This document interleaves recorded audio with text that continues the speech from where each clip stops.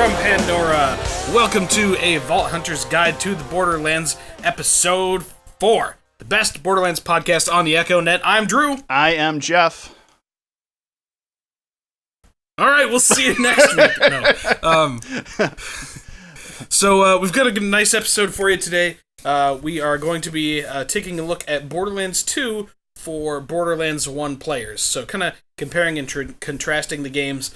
We know a lot of people played Borderlands 1 since it was re-released here recently, and maybe those players are looking to transition into Borderlands 2, and this is going to be an episode kind of covering all the things you need to know about the differences between the two games. Yeah. So looking forward to getting into that. But before that, Jeff, how was your past 2 weeks in the Borderlands? You know, it's been pretty good. Mainly, I've been working pretty heavily on my Sniper Maya build in Borderlands 2. There's actually a day where I was actually feeling just awful, and so I stayed home from work and I did some farming on that character. So it was good. I think, because you and I talked a little bit during that day that I was looking for a Lyuda in second playthrough for Sniper Maya, and I wanted an elemental one for her, and do you remember how many times I got a slag one right in a row? Yeah, it was like 3. Yeah. You got like 3 slag Lyudas. Yeah, I got like 3 slag Lyudas all right in a row. I'm just like, I just want anything else. I want fire or corrosive or whatever. And nope. And then there was one point where you were like, hey, can you do me a favor? Like, can you look it up? Like, I'm pretty sure this comes in other elements, but I just need you to double check me on this. Yep.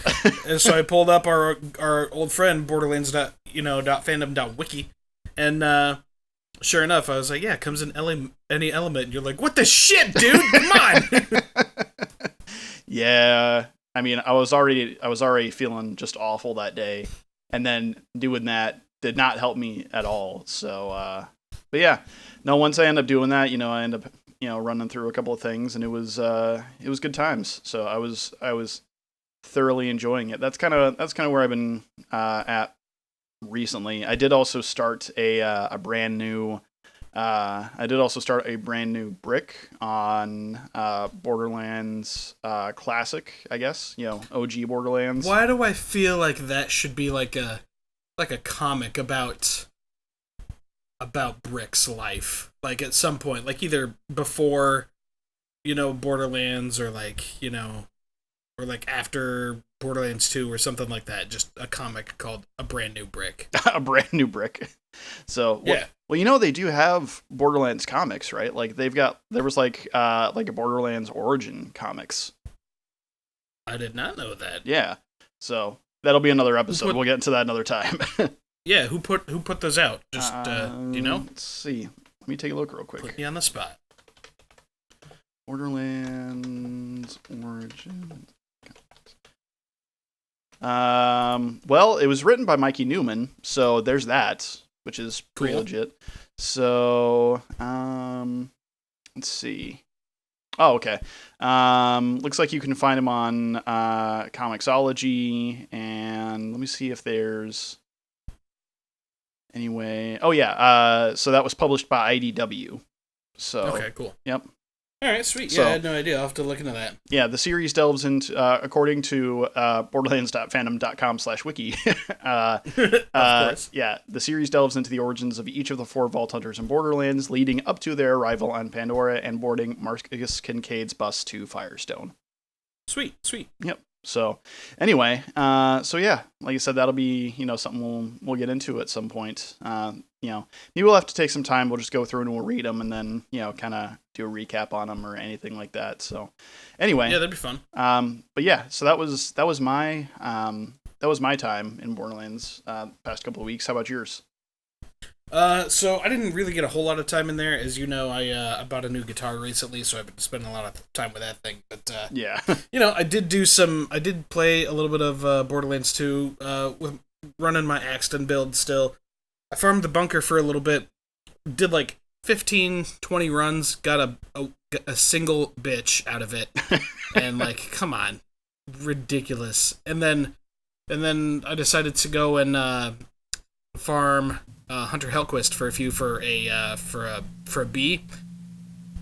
I got 2 of them in like 3 runs. Oh, jeez. So it's the RNG in this game is just the weirdest thing ever. It really is. So, but anyways, so yeah, that's pretty much all the time that I spent in the Borderlands recently. Nice. Yeah. So yeah, with that, let's go ahead and move on to the news. Yep. Full disclosure, the news is going to be a little bit weird this time because we may be talking about things that have already happened. Our plan is, if you haven't already, there should be another 15 or 20 minute mini episode that all it does is cover stuff that's coming up here soon.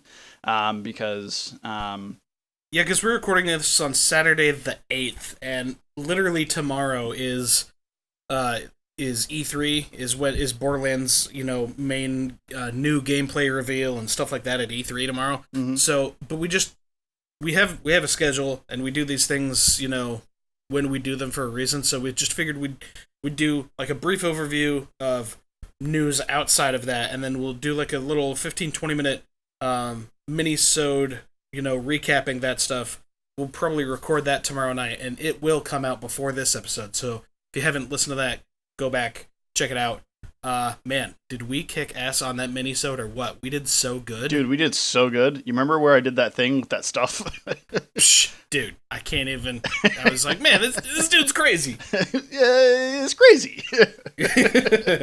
Anyways, all right, so moving on to the news that we do have, start us off. Yeah, so we may already be getting into this at this point, or we maybe have this. This may be something that all of us are enjoying right now. But there was a leak for some DLC. Normally, Drew and I don't focus on leaks too much, but this one is huge because the leak comes to us from Steam. Drew's over here; he's doing a happy dance. So I'm just so stoked. So the leak is that there's going to be some new DLC that's going to be connecting Borderlands 2 to Borderlands 3. There's all sorts of news about it on all the major gaming sites right now. So yeah, I mean it's on IGN and Kotaku and Polygon yeah. And everywhere. Yeah, so it really is. So but yeah. It's going to be getting a story campaign, and what we've heard is that it's going to be called Commander Lilith and the Fight for Sanctuary. So it was chronicled by Reset Era initially. They were the ones that kind of got the screenshots of the Steam page and everything like that. So and that data was it was like aggregated or scraped somehow from like some weird, I don't even know how that stuff works, but like right, yeah. So the official description that comes to us that has now been removed from Steam. It was, like I said, it's still brought to us via Reset Era. Says, return to the award-winning looter shooter for a new adventure that sets the stage for the upcoming Borderlands 3. Sanctuary is under siege. The vault's map has been stolen, and a toxic gas is poisoning Pandora.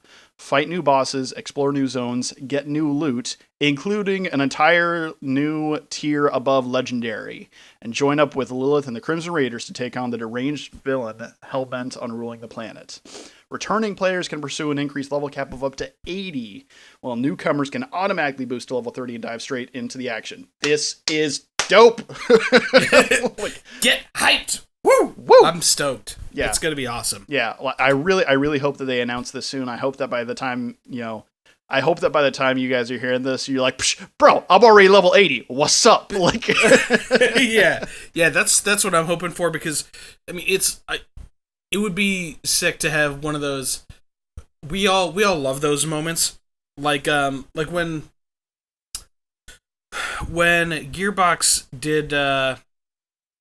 Man, I already forgot what that show was. But when they announced Borderlands 3, right? Yeah. They also they're like, hey, check this out. This is Risk of Rain 2, and it's out now, you know? So my wife... Or it was like the next day or something like that, you know? So my wife and I, we've come to call those Nintendo moments, because Nintendo is, like, huge on doing that recently. Yeah. But that's what I'm hoping. I'm hoping that as we're watching stuff at E3 tomorrow, you know, it's like, hey, we've got a new DLC out, and it's out right now, you know?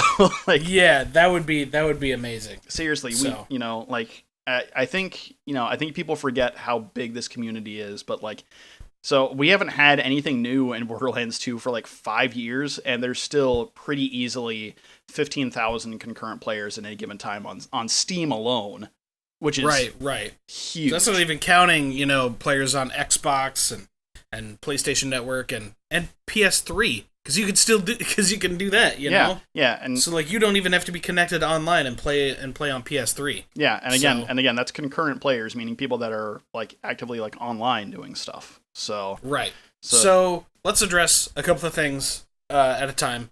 First of all, the most exciting part of that whole thing, probably, depending on who you are, but is the new tier above legendary. Mm-hmm. So it's pretty easy to make the assumption that it's that rainbow tier that was leaked.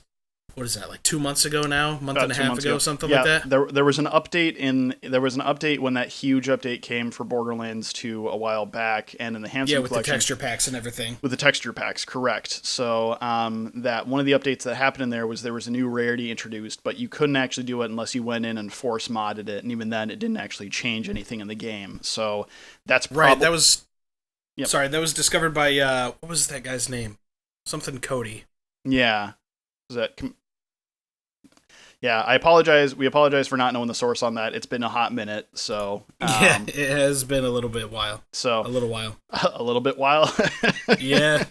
So, but yeah, that's the main thing. So, a rainbow rarity, which is supposed to be above, which is supposed to be beyond legendary, and I'm not sure whether that's meant to be because we also have the pearlescents, which are supposed to be above that too, but they aren't always, depending on, you guys know how it goes. It depends on the gun and everything like that. So we'll see where that actually fits in and if that's supposed to be like the absolute tippy top tier or not. So right. The user that discovered that, Captain Kobe, shout out to him. Sorry, we forgot your name. Yeah. It's, like we said, it's been a while. Yeah. So thank you, Captain Kobe. We appreciate you finding that information. So so that's the most exciting thing to me. It's like, and will it bring... Okay, so here's a question. Will it bring that rarity to the rest of the game? You know what I mean? Yeah. Like, or is it just going to be like... like, there's some weapons that you can only get from, like, Seraph vendors. Sure. And shit like that in DLCs and whatever. Will this new rarity... Like, can I find one in a dumpster in Sanctuary? Right. Or things like that. Yeah. No, I gotcha. I think... I don't know, if I were to have my choice, I would love for them to, like, maybe not in a dumpster. I mean, of course we all know that classic phrase, any lootable source in the game, Yeah, any suitable loot source, yep. Yeah, but I think that maybe that would be something that'd be fun if they did it similar to, like finding the legendary class mods where you get them like specifically from like chubby enemies or something like that. I think that could be fun. Yeah. That'd be fine too. So to me, that's the most exciting part of that. Mm-hmm. Yeah. Also, let's not focus on that without forgetting the fact that they did say new loot, which means that there will be, new, however you want to call it, new legendaries, unique. Let's call them new red text weapons. Yeah, there you go. So, yeah. Obviously new zones and everything. Like, this will just be amazing for anyone that has been playing and, has so many characters and everything. It's just going to be nice to finally go out there and see something new and different. So without, with it being an official thing, without it being a mod of some kind. Yeah, for sure. I mean, again, Captain Kobe, awesome job on the Borderlands, what was the name of that mod? The Borderlands Reborn mod? Borderlands Reborn, thank you. Yeah, awesome job on that. A lot of people have loved that, really enjoyed the new content and everything in there. It's just, man, new official content to, like, hopefully tide us over for another... we're only a few months away now. Dude, it's September. Yeah, like, so, yeah, just, 3 months about? 3 months, yep. Yeah. 3 months from today's recording, 3 months, 5 days. Yeah. Super stoked. It's a Friday. I'm taking that day off. So Yeah, same Z's. So yeah. So anyways, so that's awesome. The level cap increase also good.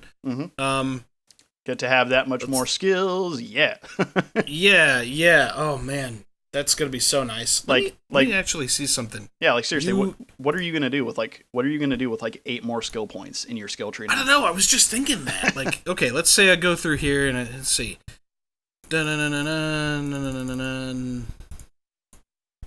Sorry, I'm just burying points into a skill calculator. Yeah, yep, right now. So that's fair. No, I got you. Okay, so let's see. Level 31, you'll max one out, right? Mm-hmm. I mean, not max one out, but like you can get a capstone, you know? Yeah. Yeah, I'm doing the same thing that you are now too. Yeah.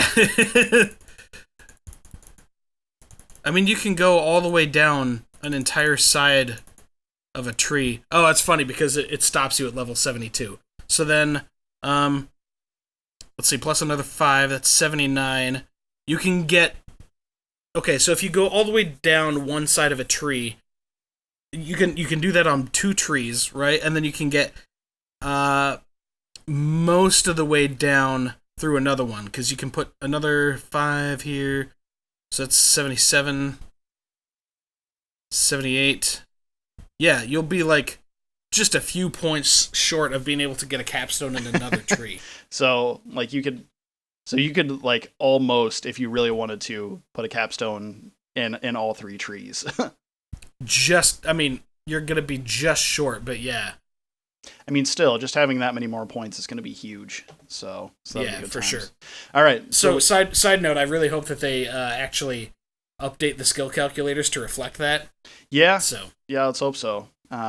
So anyway, we gotta keep stuff rolling. So let's go ahead and get into our next piece, which is that for those of you that are interested in the Vault Insider program, Season 1 is live. Make sure to go out there, grab your loot. I've seen some screenshots of people getting some really fun stuff.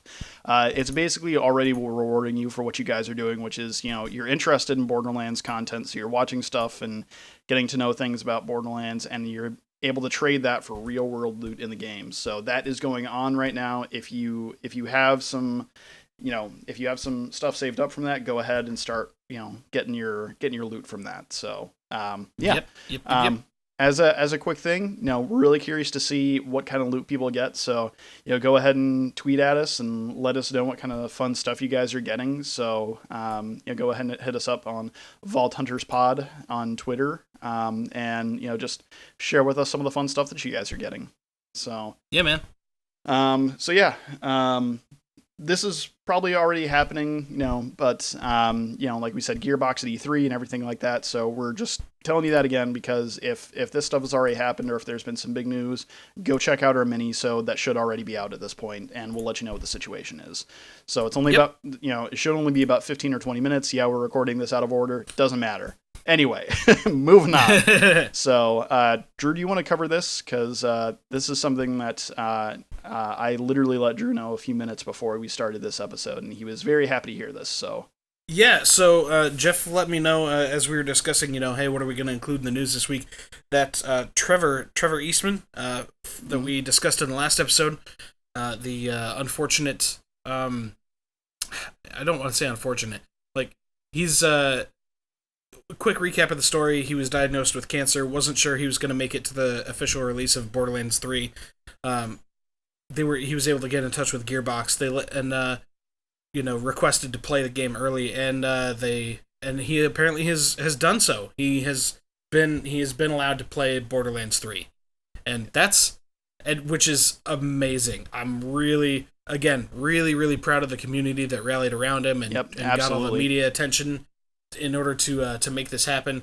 Shout out to Gearbox, for letting this happen. Super excited about that. But that's all I know about it. You said that there was something else? Yeah, because I think you're going to be really excited about this. Like I said, I let Drew know about that. There's something else that I know that he doesn't yet. So I'm gonna go ahead and post this in our thing here, so you can go ahead and see this. Trevor also got something special when this happened. So this is what happened for Trevor when he was here. Okay. So I'm just gonna. So you're just gonna post it in our shared document here, and Yeah. Oh, sick! So, so what I'm looking at, Jeff just posted an image in here. It's a legendary weapon in Borderlands 3 called the. This version is compressing. I don't know what that's gonna mean in game, but it's called the Trevenator. So they which is fantastic. Yeah, so they did allow Trevor to name a legendary in the game, and they also let him pick the red text. We can see in the screenshot from it, the red text is "Trev is gonna get you." So that's awesome. Yeah. So it looks like it's a Malawan shotgun. No, that's a rocket launcher. Oh wait, it is a shotgun. It's a shotgun. It looks a lot like a rocket launcher. It really does. Yeah. Yeah, but it's a legendary shotgun. Can switch between cryo and fire element. Mm-hmm. So that's cool. Yeah. This particular one is level 28, damage 68 by 3, something like that. Can't tell if it's 60 or 68, but yeah, it's one of those two. It looks like a fairly well balanced weapon because the damage seems fine, the accuracy seems fine, the handling seems we don't know what handling really is, but it's like yeah. Let's see, reload time a little slow at 2.0, fire rate at 6.3 shots per second. That's a friggin' high fire rate on a shotgun. Yeah, that actually is, now that you mention it. So, it's really interesting. I've been avoiding a lot of I didn't watch any of the streamers or anything at the gameplay reveal. I didn't watch any of it because I just don't want to be spoiled. Sure. But I'm assuming that I'm reading that right. It says 6.30/S, so I'm assuming that's 6.3 per second. So that's that's like what you see on par with like Jacob's shotguns that are like, fire as fast as you pull the trigger. Yeah. So like I said, but yeah, no, I'm looking forward to grabbing this thing because it looks dope, like straight up. It looks really cool, and yeah. I'm just really happy. Oh, that's one thing that's interesting. Sorry, it's got a splash damage radius on it too. So yeah, so that's interesting. Yeah. So all right. Also, there's an item score in the top left corner. What is that? So what does that mean? So item score is kind of, for those people that have played other looter shooters out there, it's kind of similar to your overall, how good is this gun kind of a thing. So, okay, cool. So at a quick glance, if I'm running a Trevenator and its item score is 358, and then I find another one, like I'm farming a guy, and then I find another one that's 400. Yeah, then that one should be better when you take into account all the other stuff on it. So in theory, but there may be stuff specific to that build that's I might want to run this one instead. Correct. Yeah. So which is fine. Which is great. So yeah. Witches. I'm looking forward to grabbing this thing. This thing looks sick. Like I said, at first I thought it was a rocket launcher, but it's a shotgun, so that'll be really cool to play around with. So yeah, for sure. Stupid Malawan making things look more advanced than they are. What do the rocket launchers look like? the rocket launchers look like grenades. Yeah, really. What is this? It's a manual rocket launcher. You're not wrong. Anyway. Oh my gosh. Now I want a legendary weapon that's a rocket launcher, but really it's just like shoots whatever kind of grenade you have. And it's like one of those, those things for your dog. It's like a long arm thing and it holds a tennis ball and it helps you like whip the ball way further. Yep. Like it's just one of those. It turns any grenade into also a longbow grenade. It turns it into a longbow grenade, and as long as you're already doing that, it does 200% damage or something like that. Yeah. That'd be sick. Perfect. That'd be sweet. So all right, cool. Well, that wraps up the news for the day. Yeah. Like we said, we're gonna cover E3 stuff in a mini-sode that we're gonna be recording tomorrow night. Look for that before this. Hopefully you've already listened to it. Tell us how good we did. We don't know. we don't know. We don't know. All right. Anyway, so getting into our main topic of the day, calling it Borderlands 1 for Borderlands 2 players. Nope, backwards. I titled that wrong. Take that. reverse it. Right. Borderlands 2 for Borderlands 1 players. Yeah, this is perfect right now. The new version of Borderlands 1 just came out. I'm sure that did bring on some new people that have always wanted to play the game and just never got around to it. And this is perfect timing because if you were on PlayStation right now, Borderlands Handsome Collection is the free game right now. Go scoop that up, okay? Also, I saw a ridiculous deal on the Handsome Collection on Steam the other day. It was 97%. Yeah, hold up. Actually, you already said it's free on Steam. It's not free on Steam. Sorry. It's free on PS, PlayStation Plus. Yes, on PS Plus. Sorry, my bad. On Steam, it was severely discounted last time I checked it out. I think that was like $6. Like, seriously. Yeah. For both games and all the DLCs that come with that, and the Headhunter packs and all that shit. Yeah, it's a stupid awesome deal. Yeah. So if you haven't picked it up for whatever reason or anything like that, just go do it. Like, I don't know. I would assume that you already have it since you're already listening to this podcast, but maybe you just got into it just because of Borderlands 1. This is a perfect time for you to get into Borderlands 2. Even if you're not done with the first game yet, go pick it up. You'll get into it soon. So, yep. So we're going to talk about some of the huge differences between Borderlands 1 and Borderlands 2. Hopefully around the same time next year, we'll be talking about the huge differences between Borderlands 2 and Borderlands 3. So maybe this will be an ongoing series. Anyway, quick sidebar, it is currently $6.02 on Steam. Oh man, that 2 cents though. Psh, I know, that ruins it. Come on. Why you gotta play a brother like that? Yeah. Anyways, all right, cool. Yeah, Jeff's right. Borderlands 2 for Borderlands 1 players. First topic, we're going to do this kind of loose. We just have topics and we're just going to kind of ramble about them. Yep. First topic, the main huge difference between Borderlands 1 and Borderlands 2, farming. Yes, framing. So now you get to plant your beets and reap the harvest and... Yep. Fairs beats Battlestar Galactica. No, so Borderlands. If you played Borderlands, if you've played other looter shooters, you know that farming is something that you can do. You can fight a boss multiple times, have them because you're gonna have increased chances of weapons to drop from specific enemies. Mm-hmm. Not unlike in Borderlands 1, like you do have higher chances of certain enemies dropping stuff. But you didn't have the opportunity to just quit the game and go back to the main menu and then hop right back in and fight that same enemy again. Right. Unless you dashboard quit. You know, just exit way out, completely out of the game and then start over. Yeah. Which I have done. I've done it. But it sucks. Yeah, really the only farming that you would have done in Borderlands 1 is a little bit different. I mean, we all know the farmery. That's the big thing. General Knox's armory, you probably did that at some point. Yeah. To those of you that may be new to this idea of, farming, you're just looking to really min-max what you can get with your weapons and everything like that to get not only certain weapons, but the best possible weapons that you can for your builds and everything. Right, so Jeff and I were talking about it, or we talk about it pretty much at the beginning of every episode. We're like, what have you been doing this week? I've been doing a lot of farming, because we're looking for specific versions of either of legendary weapons. So for example, if you're farming the bunker, you're probably, the bitch is nice, but you're probably looking for it to drop a sham, and a perfect sham is going to have a absorption of 94%, so it'll absorb 94% of all bullets that hit you, and then put them into your inventory. Mm-hmm. So stupid awesome for many characters. Is there anyone who a sham is bad on?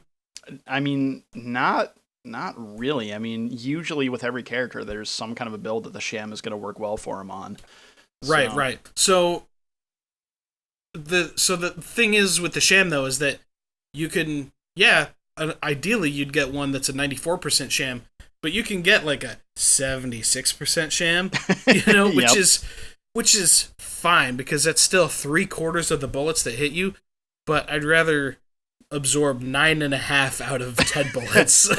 You'd rather absorb 18 out of every 20. Right, exactly. Yeah, or 19 out of every 20, I guess. Yeah. So right, so that's how that works. And Yeah. and you can. The thing about farming in Borderlands 2 is that you can do it right from the get go. I mean, I can't. I'm trying to think of if there's ever been a single time when I've played Borderlands 2 and not farmed Knuckle Dragger for a Hornet. Right. Yeah. Like, that's the thing, is like, to get you an idea of how early, you know, we start doing this sometimes, I have literally I have farmed a weapon that has then dropped at level 0. Like, Right. like, right, exactly. You know, so because getting those legendary weapons from those bosses early do that. I mean, here's another great example. Okay, so before you get to, well, so you go to Sanctuary. After you find Sanctuary, what's the very next thing that you do for a little while before you continue the playthrough? After you get back to Sanctuary? No. After you find Sanctuary for the first time. So. Oh, for the first time. Oh, then you go and talk to Zed, and then you go and farm an Infinity. Well, I was gonna say you go look for a double penetrating Unkempt Herald. Oh yes, yeah. Sorry, yeah. That's more accurate. But but I'd like to get an Infinity to go and then farm for a double penetrating Unkempt Herald. God, discourse. Drew and I disagree on this. I always get my double penetrating Unkempt Herald so I can farm the Infinity. Like that. Like, that's the difference between the two of us. So. Yeah, but that's great. Like, that's the difference. Be like, what? No, this one first, then that one. Like, either way, we're both getting. We're both farming. Right, we're both farming for Infinities on Unkempt Heralds. So yeah, farming is just a much bigger thing because there's a much bigger disparity. That's the word. Disparity between the between. It's like, that's not a word. You're making that up. So there's a much bigger disparity between weapons. Like, as soon, like, in Borderlands 1, it's not as big of a deal, but you notice huge strides when you go from a white to a green to a blue to a purple to an orange. It is monumentally huge, especially in the early playthroughs. So, you're talking about in Borderlands 2. Yes, correct. Yeah, so, not that it's not big in Borderlands 1, but it feels much different in Borderlands 2. So, where do you, in early levels though, let's say up to the end of first playthrough at level 30 ish. Level 30-ish, yeah. What do you think the smallest gap between rarities is? The smallest gap? Yeah. I think the smallest gap, honestly, is between whites and greens. Really? Yeah. Like, I don't feel that there's that much of a difference between a white weapon and a green weapon, because by the time you're getting into that level 30 area, there's not much difference. I still feel like, because of all the unique effects that legendaries have, there's a much bigger difference between, orange and purple than there is white and green. So, and the same thing, the same. I feel like the smallest gap is between blue and purple. Really? Well, yeah. You know what? That's actually probably pretty accurate now that I think about it. I think, yeah, because you pick up a blue or a purple, and they're both going to be probably fairly on par with each other, depending on what you're looking at. So yeah, I guess I can go with that. So, but yeah, that's yes. Chuck one up to Drew. Haha. Anyway, so that does take us to our next point, which is late game weapons. So, because builds in Borderlands 1 are a little more streamlined and simplified because you don't have as many skills and everything like that. And less variance in weapons and correct shields and class mods. Correct. Yep. The late game weapons in Borderlands 1 are pretty obvious to pick out. It's basically just, this is the same thing I have. It's a little bit more powerful. I'm just going to go ahead and pick this up. Late game weapons in Borderlands 2, you're going to be that person that once you get to that point and you start really getting into the end game content, the meat of the game, where you're doing raid bosses and Digistruct Peak and all that kind of thing, you're looking for the absolute perfect gear that you can get. You gotta be so much more selective, and so much more.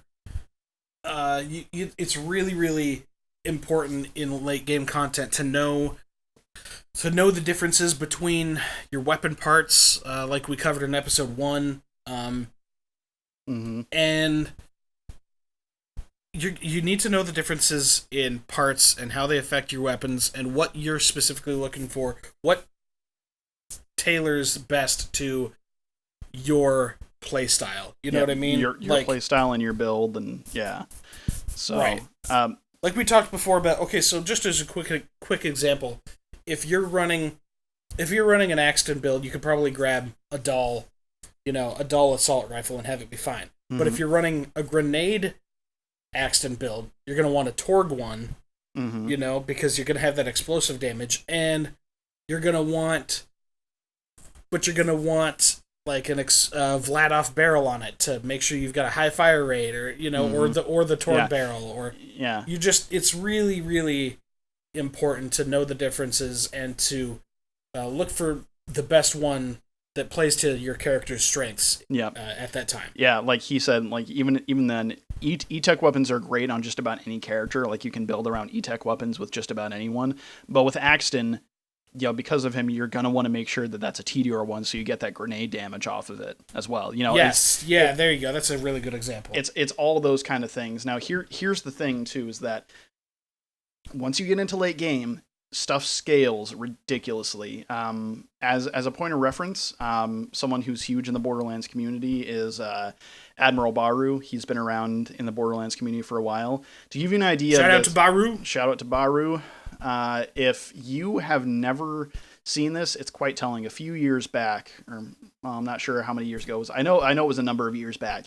He did a video, and it was on Twitch when he was doing it, where he was going through Digistruct Peak, which is supposed to be one of the hardest things in the entire game, with non-legendary, non-unique gear. So no red text gear whatsoever at all. It was all just stock gear.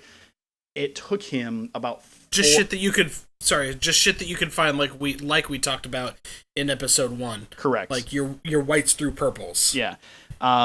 Something that should take you maybe half hour, 45 minutes, somewhere in there around that area, depending on which character you're using and how good it is and everything like that, took him about 4 hours.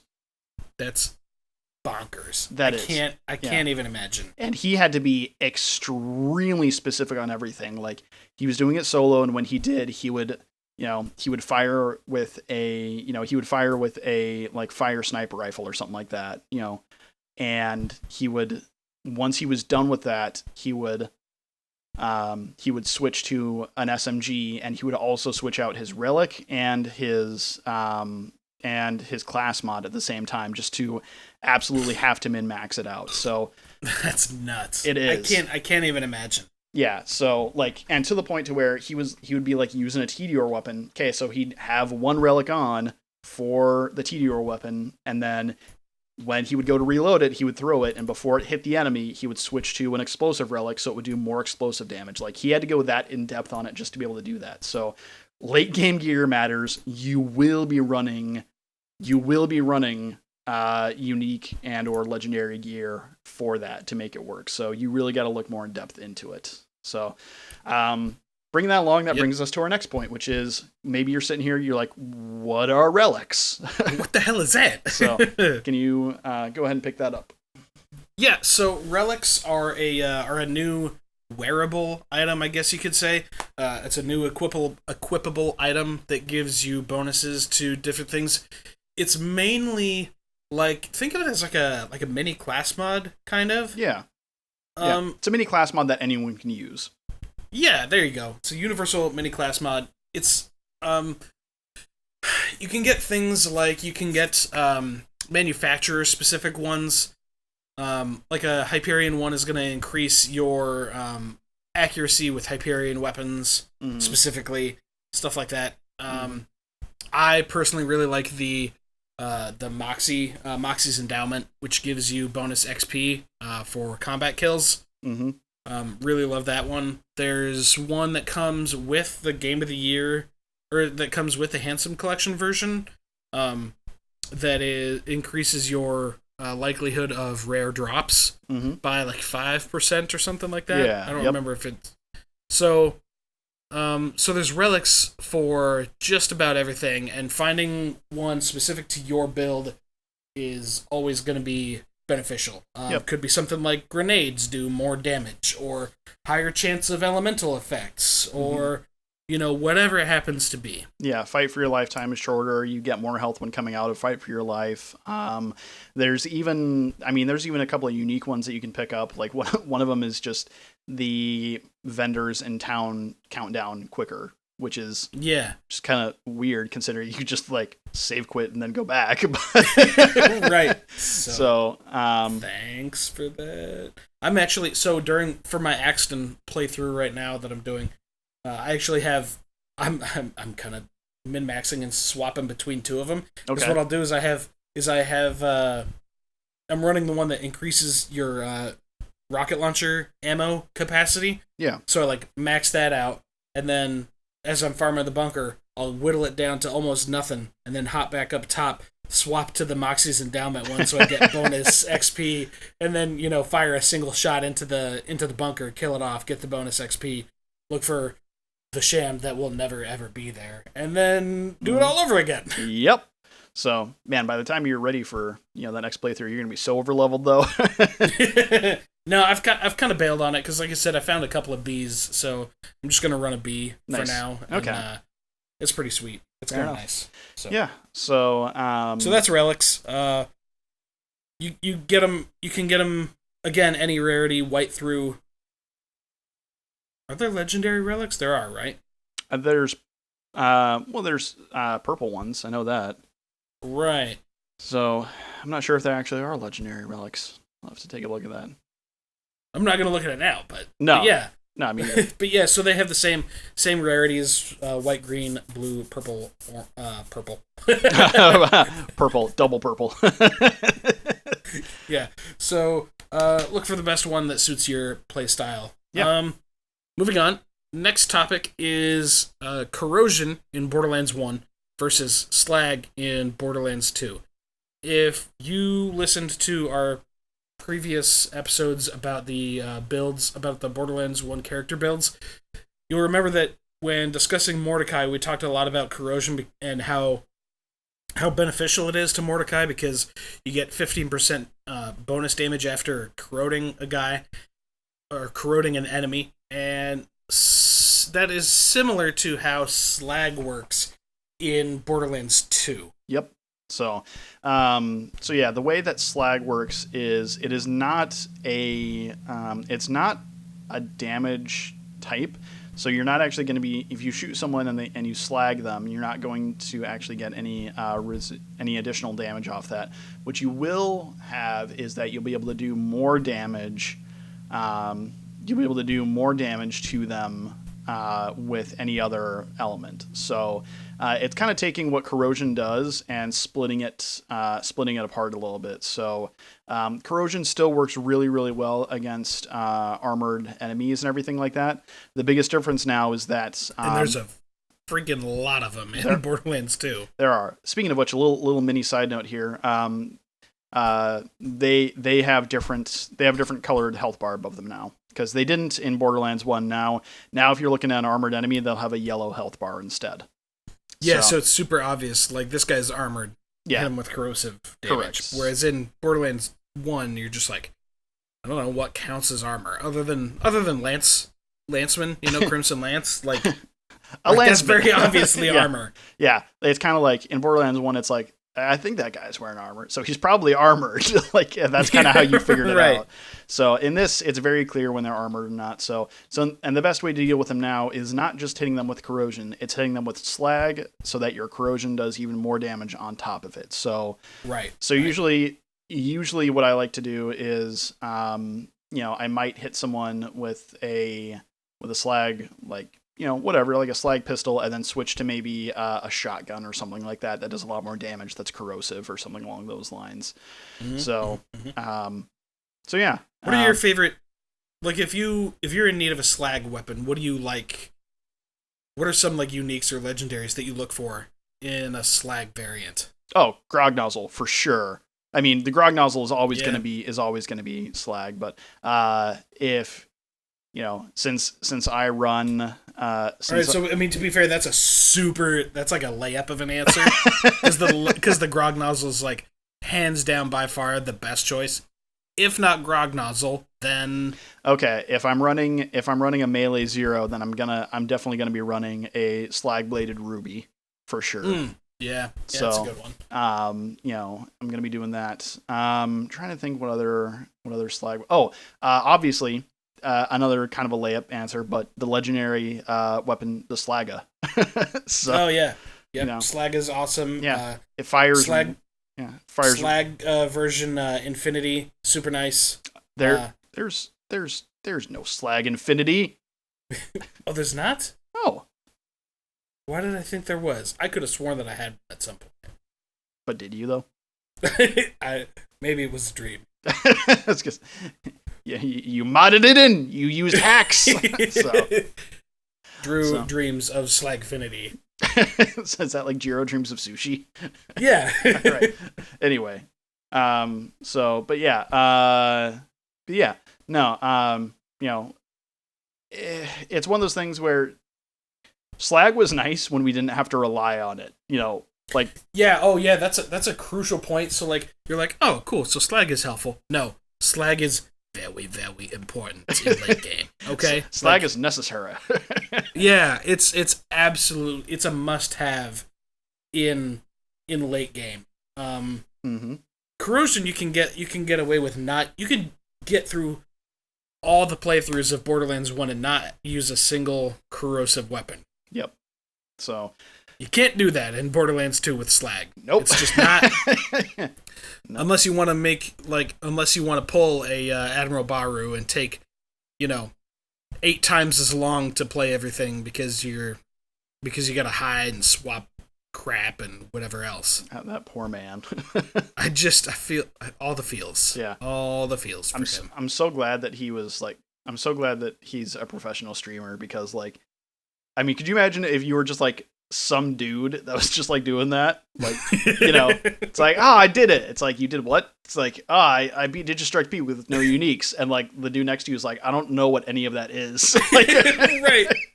Are those words? Yeah. Those real things? So, well, I'm going to upload the video to YouTube. It's like, all right, so if you uploaded it and you didn't have any kind of community, it's like, oh, sweet, I got 48 views.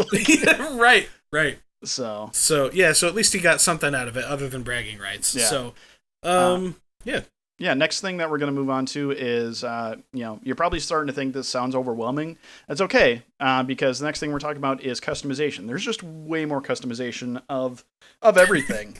Of everything. Yeah. Oh, you think everything... Oh, you think all this is overwhelming? Guess what? It gets more overwhelming. You get choices. So many choices. You think this is overwhelming? Guess what? It's not. It's about to be, though. Yeah, right. So, yeah, but it's, there's just more customization. There's way more skills. There's way more weapons. There's, more shields. There's more everything. There's more prefixes for stuff. And more prefixes. Yeah. Even to that point, there's more customizations for how you want your character to look, if, and I like the customizations. Most of the time, it's just different, colors and things like that. But there's a ton of head customizations that are super fun and everything. So it's just, it's just good times, man. So, if maybe, maybe if, Borderlands 1, you thought, I like this game. There just doesn't allow enough freedom for different builds and everything, then, definitely check out Borderlands 2 still. Maybe that's going to be more up your alley. And I'm sure that Borderlands 3 will be even more so that way. Just a quick note, but there's so much customization. Do you eventually kind of get pigeonholed a little bit into some specific builds if you're doing super high level play? Yeah, maybe a little bit, but you're still going to have more options than what you did in BL1. So, yeah, I would say that while it can be daunting and overwhelming to know the amount of you can run multiple builds per character, and there's multiple ways to do that. Yeah. Whereas in Borderlands 1, it's more like, so you want to play Sniper Mordecai, Yeah. This is how it's done, and that's what you do. That's all you can do. Yeah. And the main thing is, from BL1 to BL2, in BL1, I mean, you could, have a little variance in those builds, but you can definitely feel how much variance there is between builds in BL2. Like there's a lot, everything feels very, very different. So like I said, I'm having a blast right now. If I just want to like dink around a little bit, I just throw on my melee 0 and it feels so good. And it makes, like if you've never played it before, it doesn't look like it makes any sense, but it's a good time. So anyway, yeah. One of the things that gives you more customization is bar, or what is badass rank. So when you complete challenges, in-game challenges, you get points of badass rank that help you increase things a little bit further. And this does things like shield recharge delay, fight for your lifetime. It's hilarious that you mentioned shield recharge delay, because that's literally I'll just, quick side note, I'll just push the button and be like, yeah, whatever. Yeah, me too. Unless I see shield recharge rate or shield recharge delay. Because to me that one is, like, the smaller that is, the better. It's super, super important to me. See, most of the time, I personally end up turning badass rank off, depending on what character I'm using.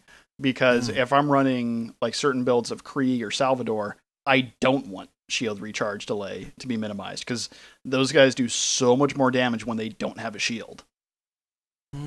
So. All right, so like Jeff was saying, it's there's points in many, many different things that you can, it's all based on percentages. It's like, hey, you can shorten the recharge delay by 0.5%, or, increase your accuracy by, 2%, or friggin' whatever. Yep. But the point is that it's not just specific to that character. It's all across all that you have across the board on your system there, Yep, correct.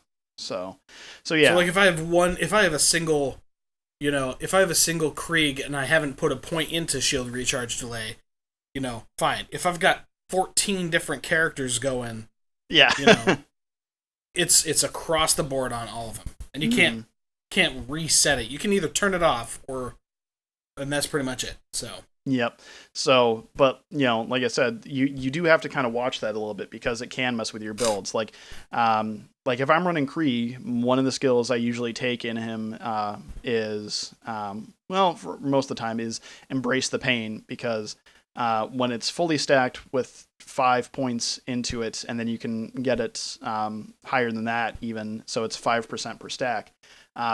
You get or 7% per stack, my bad. So you can get 35% fire rate when shields are down, and it actually adds time onto your shield recharge delay. So it's an additional 5 seconds before it recharges, because if you're killing an enemy and if your shield is down, as soon as your shield comes back up, you're gonna be firing 35% slower. Yeah. Yep. So, so it's just really careful to focus on that kind of stuff and be aware of it. So, there are a lot of good things that Bara do. It's worth noting that if you're doing anything kind of competitive or anything like that, so if you're running the Hunt, which is an event where people look for legendary and unique gear, or if you're speed running and things like that, they typically they say you cannot have badass rank on, because it's all about how much time you put into the game, which automatically skews the results. Yes. Yep. So, can be a very fun thing to definitely just mess around with and everything like that. But again, if you're doing anything serious, make sure that's turned off. You don't want to get into speedrunning Borderlands and then all of a sudden, you're DQ'd because you left your bar on. So. I couldn't even imagine. That would be the worst. Right. Anyway. So, all right, cool. Next topic conversation: Iridium / the black market. Mm-hmm. Iridium it's an element. It actually is responsible for slag. It's all kind of tied together. You'll kind of learn a little bit about it in Borderlands 2. You actually learn more about it in the pre-sequel, I would say. Mm-hmm. Correct. So Iridium is it's an element. It can be dropped from any suitable loot source. Enemies drop it. You can find it in chests. You can find it in lockers and just pretty much anywhere. Yeah. Anywhere loot is found. It's boxes. It looks whatever. like a yeah. It looks like if you imagine a gold bar, like a bar of gold, trapezoidal on one end and rectangular and like that, but glowy purple shit. So Nice. It looks really cool. And it is used as currency in one place and one place only, and that's the black market in Sanctuary, run by our old friend Crazy Earl. The way the black market works is it is how you purchase your magazine and backpack upgrades in Borderlands 2. Mm-hmm. In Borderlands 1, you could increase your magazine size through the ammo vendors in that Marcus ran. It just took money like normal, which was convenient. I actually really liked that.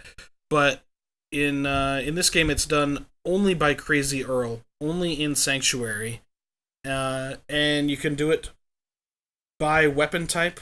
And instead of the backpack upgrades in Borderlands 1, like you would get from saving claptrap units. Yep. Instead, you're purchasing those backpack upgrades with Iridium. Yep. So, and how much you increase it, the amount that you spend depends on the size of the upgrade. And you can only do it from one level to another. So, like, if your sniper rifle comes stock with 36 shots in a magazine, and I believe it goes up to 48 from there. Yeah, I think it increases in chunks of 12. Right, and then it goes to 60. 50. Right? Yeah. And this is not in your magazine. This is how much you have in reserve, by the way. Yes, exactly. But anyways, so you can't like save up so much iridium that you just skip from 36 to like 72. Like, it's not a thing. Yeah, like we know that you've probably done that at some point in your playthrough where in Borderlands 1 you're like, oh, I forgot to pick one up, and so you ended up going from, you got the initial upgrade and then you forgot the next one, and then by the time you're like almost done with like your first playthrough, you're like, oh, I can upgrade this again, and you find it, and then you skip over like a chunk or two, so yeah. But it's not possible in Borderlands 2. Yeah, sorry about you. Yeah. So, but it's fine. It's a good system. The only downside to it is that I wish that I could do it elsewhere. Yep. The I don't know, the biggest thing to me, having to go back to Sanctuary is kind of a pain. The other big thing to me is that and in Borderlands 1 this didn't really matter, because for how long we played it like this, that was just how it was. Yeah. But in Borderlands 2, Iridium is like the only thing that's not an auto pickup, which really sucks. Yeah, for sure. So it's, is it game breaking? No, it's not. Yeah, you can pick it up, not a huge deal, all that kind of stuff. But, when you auto pick up, money and health and all that kind of, ammo, all those kind of things, it's like, this is something that you're going to need anyway. Why not just auto pick it up for me? Yeah, I really don't understand that choice by the designers. Whatever. Anyway, so moving on. Iridium, we also do something in the lore is that you also have E-Tech weapons. We've probably already heard us talk about this before, which is that E-Tech weapons are just it's just a little bit of a different weapon type. So E-Techs usually take at least 2 shots to fire, no matter what the weapon type is, so whether it's a pistol or a sniper rifle or whatever. But they usually have some pretty fun things that go along with them. They're either faster firing, or they have unique abilities where they kind of like home in on the target, or just different things like that. So E-Tech weapons are basically just really fun weapons. They're almost like pseudo legendaries, I guess is what I would call them. Like they basically have really cool effects to them, but they're not actual red text weapons. Yeah, and they're always elemental, and just if you're running Maya, you're always looking for elemental. If you're running Krieg, you're always looking for fire stuff. You know, Yeah. it's all beneficial. Oh man, and never pass up on a corrosive E-Tech if it's on level. I think I'm pretty sure I said that in episode 1, but Yep. for real though, it's that important because you're gonna be fighting so many damn Hyperion robots. It's really, really important. Even if it's just a pistol, it comes in really handy. So Yep. So next thing we're gonna move on to real quick is slot machines. So do not get sucked into the slot machines because it's really easy. I mean, like it's straight up like because you'll get there, like it will start to feel almost like real world gambling in a sense. You'll sit there and be like, oh man, almost got the thing. I got a blue weapon. I bet I can get a legendary from the slot machine. You pay in the base game, you pay money for these slot machines. In the Tiny Tina DLC, there's other ones that you use Iridium for.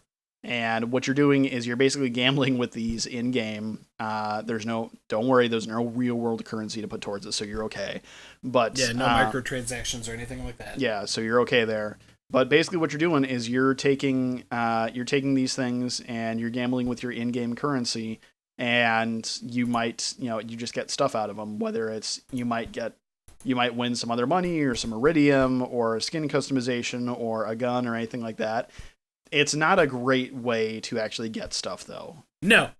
That is way underselling it. Okay, straight up, it is the expected value and the return on investment is garbage. It is. Don't do it. I read a story once about a guy posted on Reddit saying that his first time ever playing a slot machine, he pulled a legendary and it was like, this thing is sick. He dumped so much friggin' in-game currency into that he was like basically broke. It's just that doesn't happen. I personally, in my years of playing Borderlands 2, have pulled maybe a single blue rarity weapon out of there.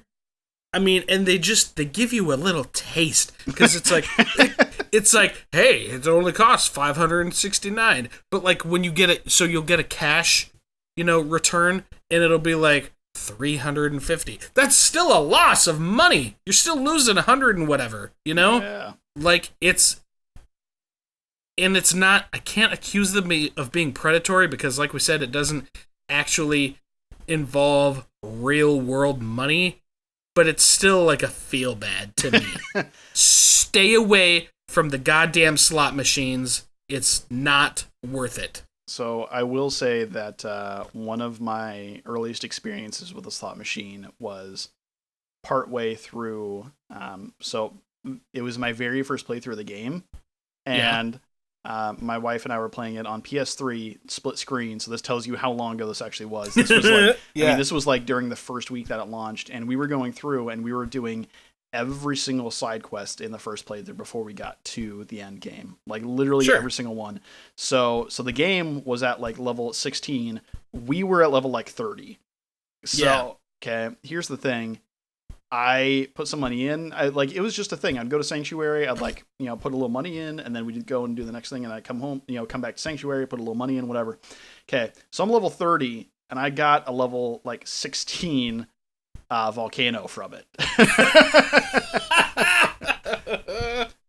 and then we beat the game, on the first playthrough, and it instantly became useless. And it was so sad. It was so disappointing. That's the thing, is like I always tried to, like if I'm at like, let's just throw out a number, 502,000, dollars. And what I would do is I'd be like, okay, I'm only going to spend until I'm like once, it'll take me below 500,000 once. You know what I mean? So like I would set a limit like that.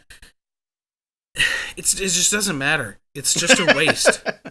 Yep. So just avoid them. Avoid the slot machines.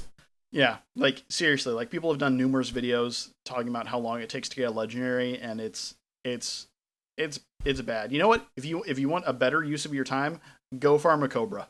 Like Yeah, yeah, there you go. So so something else that you're gonna find in Sanctuary is the bank. You'll get access to that pretty early in game. Yep. It's located, excuse me, at the Crimson Lance headquarters. base. Yeah. Thank you. So yeah, it's very similar to the bank that's in the Moxie DLC. This just happens to be in the base game, and you get access to it way earlier. So yeah, I mean, do you use the bank much? I use it a little bit. I mean, mainly I use it for high level play. So I have different characters that all have different, stuff on them. And if, I always keep like a couple slots open in the bank.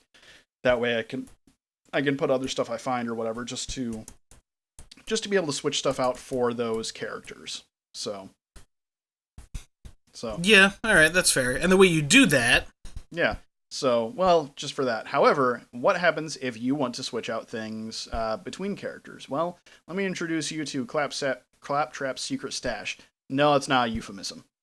So, right. It is, however, a nightmare to get to. Yeah. To get access to. God, the thing is it is just the worst. So Claptrap obviously thinks that that you are his minion and everything like that. So to even get to this thing, he just makes you jump through so many hoops for this. No, he doesn't really though. But, we're just playing. So it starts out like that anyway. But basically, all it is it's a way for there's 4 slots in it, so there's not much room. But it's a way for you to, if you find something, like say you're playing, say that you're playing Krieg, and you find, and you happen to get someone that drops a really good, like somebody drops you get a Lyuda when you do the story for that, and it's a really good one, and you're like, oh, this would be really good for Zero or for my Sniper Maya or whatever. You can go, because it's not going to be good for Krieg. Let's just say that right away.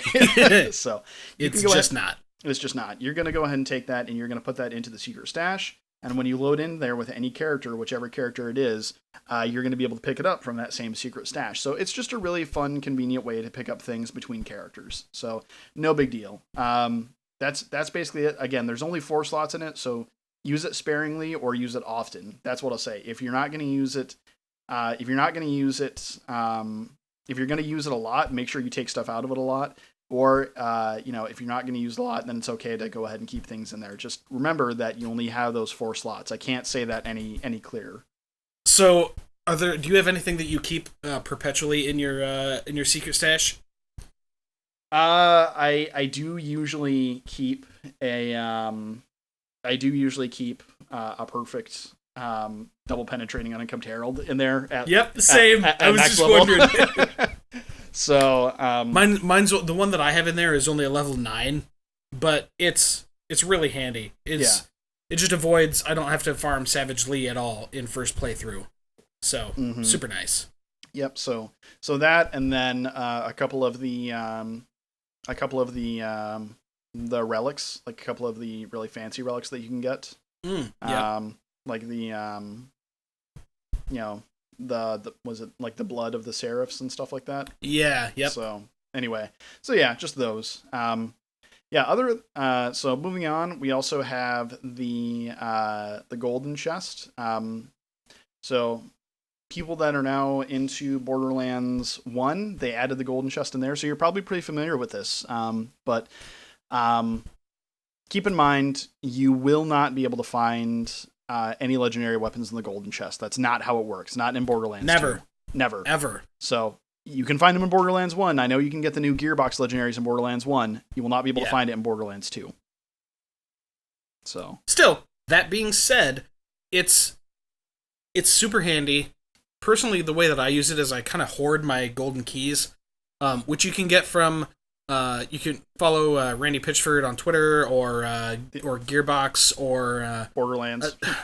Frankly, the easiest way to go about it, and a lot of people kind of poo-poo this idea, but there's this website called Orcs, ORCZ, and they have an entire listing of codes for the golden keys. I don't really worry about it until I'm low on them, and then I'll go through orcs again and kind of. I try to stay above, like, I always want at least like 20 bare minimum, I would say. Yeah, because if you decide to go on a shopping spree, like yeah, exactly. But I never go above like 100 because it's just not necessary. Most of the time, you can farm stuff, or you can get certain uniques that you're looking for, or things of that nature, or you can just find stuff laying on the ground. But every now and then, you're playing along, and you're like, man, I'm just really struggling. And I just need a better shield or a better pistol or what have you. So it's really handy to have a bunch of golden keys on hand to just run in there, open up the chest a few times, see what you get. And so now that is gambling, okay? It kind of is. It kind of is gambling, but you're guaranteed at least blue rarity items. So, like, either blues or purples or E-Techs. Yeah. And if you're running, if you're playing Gauge and you get a sniper rifle, you can still sell it. So, there's no feel bads. You know what I mean? Plus, it's something that you're literally getting free. For free, yeah. So, it doesn't cost you any in-game currency to buy golden keys or anything like that. So. Yeah. So. Perfect. It works. I mean, it works out pretty well. So like I said, that's the main difference, though, is that if you have been playing Borderlands 1, keep in mind, again, you will not ever get any legendaries from the golden chest in Borderlands 2. It is designed specifically not to give you legendaries. That is how they made it. Okay? Yeah. It's not just like, oh, well, there's only a 0.000, 0.1% chance or whatever it is. It's like, no, it is a 0.0% chance to get it. Okay. Yeah. Yep. Exactly. So that is going to bring us to our last topic that we're going to cover for the day. Keep in mind, there's many differences between Borderlands 1 and Borderlands 2, but we just figured that these are some of the more important things to know going from the first game to the sequel. Mm-hmm. So if we didn't cover something, let us know. We're probably aware of it, but we just figured, like, we can't make this a 3-hour show. So. Yeah. But anyways, so the last thing we're going to cover is Moxie weapons. And Moxie weapons are what they sound like. They're weapons that Moxie has created. Branded. That's what I'm going to go with. I guess. I don't know. So in the pre-sequel, we see her, like, working on stuff in the shop in the back. I kind of think that maybe she, like, makes these. I mean, she very well might, yeah. So, or like Moxie modded weapons, like you can, like you can get like like you can buy a car, right, and then you can send it off to like a performance shop to have them, do stuff on it, and then it's branded by them. So, yeah. So maybe she just does it with guns. Yeah, could be. So, she's the Carol Shelby of the Borderlands 2. She's the Carol Shelby of Pandora. So, yeah. Perfect. So, the cool thing, so Moxie weapons are, besides being cool looking, are really, really helpful and important when you're playing Borderlands 2, because they regain your health. They actually, I guess it's more of like a drain health type of effect. Yeah. Because I don't want to say they gain you health, because it literally takes health away from enemies and mobs. It's like a transfusion effect. So there's many different versions. There's the Heartbreaker, there's the Grog Nozzle, there's the Ruby. Those are I would say those are the big three. Yeah. Keep in mind, it is Moxie, so most of these are going to be like slightly innuendo-esque sounding. Yeah, for sure. Going through these and what we have in Borderlands 2, we have in order of alphabetical order. It is the Bad Touch, the Cher Ami, the Creamer, the Crit, the Good Touch. Yeah, I know. The Grog Nozzle. Keep it together, man. I can't do it. The Heartbreaker, the Kitten, Moxie's Endowment, the Probe, the Ruby, the slow hand, and the vibrapulse. So all right, yeah. yeah. So the big three are, like I said, definitely the grog nozzle is numero uno for sure. Yeah. It is it's a unique mission item in the Tiny Tina DLC. It's you gotta get Claptrap a beard. You gotta fight these dwarves. All this other bullshit. Don't turn in the quest. Don't turn in the quest. Keep that gun. Because you will lose it. That's how it works. It is only a quest item, so for that item specifically, like most of the other ones are like mission rewards and stuff like that, but for the grog nozzle specifically, it's a mission item that you only get to use during that mission. So if you turn in that mission, it goes away forever. Correct. Yep. So yeah. And also alternatively, like something if you're playing and you get a grog nozzle and you let's say you quit the game, you go and do whatever because you have a real life outside of Borderlands. First of all, let me know what that's like. Yeah, really. I haven't left this room in 5 years. Yeah. When you come back to the game, and you load up, it's going to have different stats and stuff. That's because it reloads. It's a different version every time. So you're not going to have the same version, but it's universally going to have the same effect, which is like a transfusion effect of, I want to say on the grog nozzle, it's like 65% or something like that. 65%, which is nuts. I mean, the best one before that was the Ruby, which was 12.5. So, we were all using that. Yeah, we were all using that. We're like, this is the greatest thing ever. And that's like, Oh, you think so? And what else is cool is that with Moxie weapons, it's not just that weapon. If you have grenades that you're using, or if you have does it affect shields that do Nova damage? I believe so. Yeah. Nice. So, it's even better than I thought. Yeah. So, but you can't just. But if you swap to a different weapon, it won't work with that. It's just when you have the Moxie weapon in hand, or in Salvador's case, if you have a Moxie weapon in your offhand, then whatever weapon you have in your on hand when you're in Gunzerker mode, it will affect that. So yeah, like here's the thing, it's they're built super weird, like how they decide to do it. Like I want to make a point. Okay, if you're Krieg and if you have a grog nozzle in your hand and you go to melee somebody and you have silenced the voices. So you've got that 12% chance to hit yourself in the face. That damage done, if you're holding the grog nozzle while it happens, will actually heal you instead of hurting you. That's why we love this game. Yes, specifically, like so yeah. One thing. all these Moxie weapons are great for doing that kind of thing. There are a couple of them I run on different characters. We'll get into more specific things with them at different times and everything. These are both a blessing and a curse, because it's great that they heal you. Most of the time, they're just really solid weapons in general, even if they didn't have the healing factor to them. Yeah, that's for sure. And something that I like is the fact that some of them are. So the Ruby is, the mission reward ones, the Ruby and the Heartbreaker, really, really handy. Some of the other ones are more difficult to get because they involve doing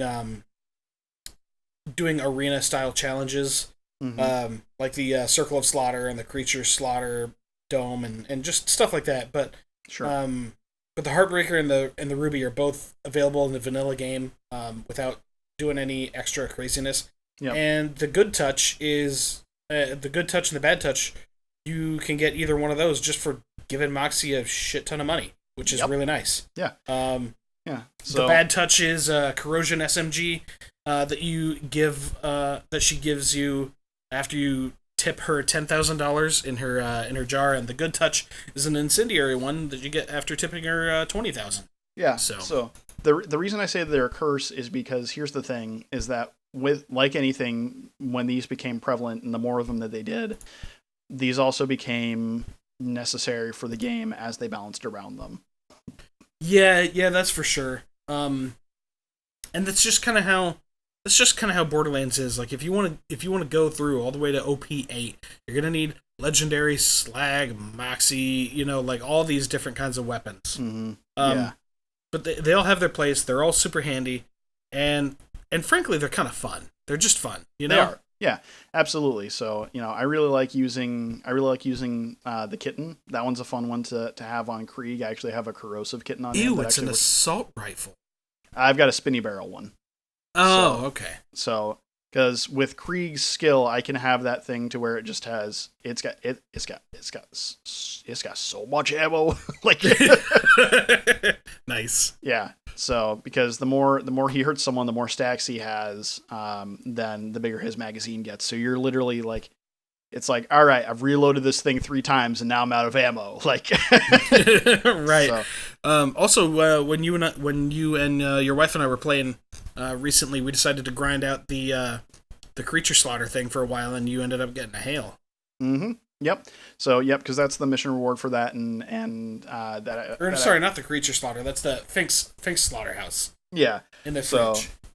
Yeah. Anyway, because the hail can be pretty good for Krieg too. So, and that way I had a couple of different choices. So the Moxie weapons are great. Always be on the lookout for them. Like I said, if you get the grog nozzle, don't give it away, because the only way that you're going to be able to, don't complete that quest. The quest doesn't give you anything good. It really doesn't. It gives you experience, I think, and that's it, right? Experience and money. I don't even remember. I don't even know. It's been so long since I've completed that quest. I literally don't even remember. Right. So, but yeah. Just get it, keep it. That's the way it is. And look for the different Moxie weapons that you can use on your different builds, because just about any build you're going to be using something. So. Yeah, you can look that up. I mean, I'm sure that any kind of build that you're doing, if you look it up on the internet, they'll say, hey, you're going to want to run this Moxie weapon or whatever. And, yeah. Or if you just pull up the pages for those weapons in particular, they'll be like, hey, this is really good for doing this kind of build. Yeah. So. And for the record, I know I stated the Vibrapulse on there. I do want to backpedal a little bit, because the Vibrapulse is a that's actually something that, and the Probe both are from the pre-sequel, not Borderlands 2. So. Oh, right, yes, yep, correct. So, anyways, so that's going to wrap up our discussion about things that Borderlands 1 players should know about Borderlands 2. Yep. That's going to take us into our final segment of this episode, which as always is Going Gun. So, Rudy Tooty Bang and Shooty. This week on Going Gun, we are talking about the Mongol. It is a legendary Vladof rocket launcher that is in not 1, not 2, but 3 games. Sorry, get that air horn in there. That's anyway. Cool. So, so it was in Borderlands 1. Pretty useful in Borderlands 1. Let's go ahead and talk about what it do. You talk about what it do. Me? Yeah. No, I'm sorry. I was very unprepared for this conversation. No, all right, fine. So, in Borderlands 2, it is a variant of a Vanquisher-style rocket launcher, which is Vladof, obviously. The Mongol is a Vladof with a Vladof barrel. Can come in any elemental type. Can drop from... Hint. Any suitable loot source in the game? Any suitable loot source! Especially Dukino's mom in Lynchwood. Gotta kill that mom, get that rocket launcher. Mm-hmm. Anyways, what it does. Fires a single large rocket for the cost of 2 ammo that sporadically releases multiple smaller rockets at random angles. Spawned rockets are only explosive. FYI. So, it's like... I don't know, it's like... I've seen stuff like this in, TV and movies and stuff like that. You'll see, a single projectile, and then other ones, come out of it. Yeah. Except for these ones are all crazy and go all over the place and cause mass chaos. Yeah. So... You talk. Yeah. So, because of this, it makes it really good for anything that's a huge enemy, like any really big enemy, because you're going to have multiple rockets hitting it, or it will also be really good for lots of smaller enemies in that same way. So, if you've got a really powerful enemy that's pretty small, moves around pretty quick, maybe don't use this one. But for sure. But anything where you're going to be able to hit either lots of enemies or one really big enemy. So think like So like the destroyer. The destroyer pops out. You figure out where it is, launch them rockets. Yep. So it is a very fun one to get. So just kind of weird. Normally not big on Vladoff rocket launchers, but this one seems to work pretty well. In Borderlands 2, just kind of going off the wiki here, you can get it in shock, incendiary, corrosive, slag, or just explosive. And then in the pre-sequel, you can also get it in cryo as well. So that's pretty fun, actually. Yeah, that's kind of neat. So yeah. Anyway, in Borderlands 1, it doesn't do any. Just FYI, it doesn't do any critical damage. Yeah. So, like Jeff said, don't try to use it on like Baron Flint. Yeah. Sorry. Flint. I can never remember. It's Flint between him and okay. That's medicinal. Yeah. So, like a single regular human-sized enemy, don't do that. If you're fighting the Rack Hive, light that dude up. Yeah. Or even if you're using it for his racks, it's great, So, if you're going after Cromerax or something like that, it's really good too. So, sure. Fun little note here at the end of Going Gun. The weapon's name and effect refer to a tactic used by Mongol warriors when they would charge an enemy and then split up and surround him. Nice. That's fun. That is really fun. So, but yeah. Ancient murderers killing people. Yeah. Wicked cool. Do you know that because of all the stuff that the Mongols did and everything, God, what was their leader's name? Genghis Khan. That's it. Yeah. It's been a long time since history class. So, do you know that because of like how many kids he had and everything like that, there's like a 0.05% chance that anyone on Earth is like directly related to him? Yeah, that's what I've heard. That's pretty nuts. So, anyway, we're not just a Borderlands podcast now. We're an ancient history podcast. Deal with it. Anyway, so I think that's going to about wrap it up for this. So, yeah, like I said, hopefully you've listened to our mini-sode that's going on. Hopefully there's a lot more news. Hopefully there's DLC that's being played right now. So yeah, that's all we got for you this week. Yeah, so thanks for listening. Follow us on Twitter at avaulthunterspod, or you can hit us up at our Gmail account, which is avaulthuntersguide@gmail.com. And that'll wrap it up for this week. Thanks a lot for listening. Good luck and good drops. Bye.